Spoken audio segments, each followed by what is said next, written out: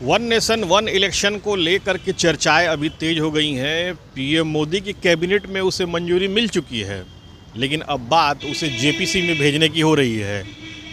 हर राजनीतिक दल अपने अपने हिसाब से वन नेशन वन इलेक्शन की चर्चा कर रहे हैं। राजधानी पटना भी इससे अछूता नहीं है।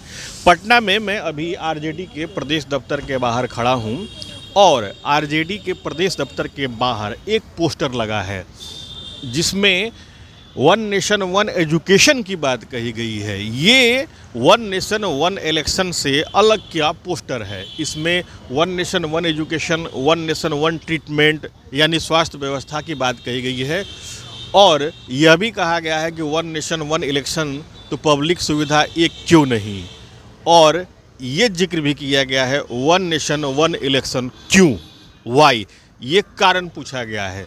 तस्वीर में एक तरफ आरजेडी सुप्रीमो लालू प्रसाद की तस्वीर है, तेजस्वी यादव है, राबड़ी देवी है। हमारे साथ आरजेडी के प्रदेश महासचिव भाई अरुण कुमार हैं।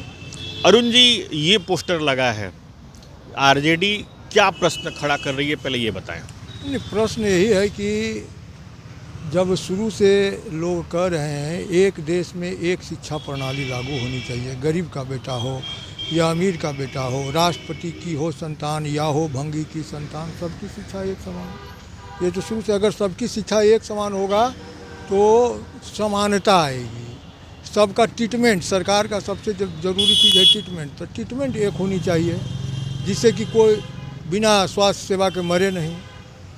तो ये होनी चाहिए कि हमारे देश में कोई बेरोजगार नहीं रहे। मतलब वन नेशन वन इलेक्शन के पक्ष में आपकी पार्टी है या नहीं है?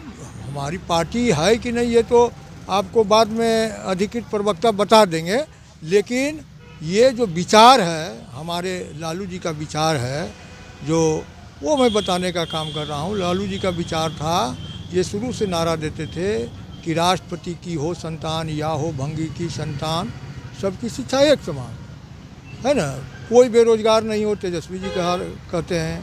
तो उन लोगों के युक्तियों को इस पर लिख करके ये कहा गया है कि वन नेशन वन इलेक्शन से अच्छा है कि आप ये पहले लागू करें, उसके बाद वन नेशन वन इलेक्शन पर सोचिए। यानी कि बिल्कुल ये भाई अरुण का कहना है कि वन नेशन वन इलेक्शन ये अपनी जगह पे है, लेकिन वन नेशन वन एजुकेशन और बाकी अन्य जो सुविधाएं मिलनी चाहिए उस पर भी बात होनी चाहिए। बहरहाल वन नेशन वन इलेक्शन को लेकर के जो चर्चाएं अभी शुरू हुई थी उसकी लपट तो अब पटना तक भी पहुंच ही चुकी है। आगे आने वाले दिनों में इस तरह इसका और इस परिणति क्या होती है, इस पर और क्या चर्चा होती है, ये देखना थोड़ा दिलचस्प होगा। Sujit Kumar, TV9 digital, Patna.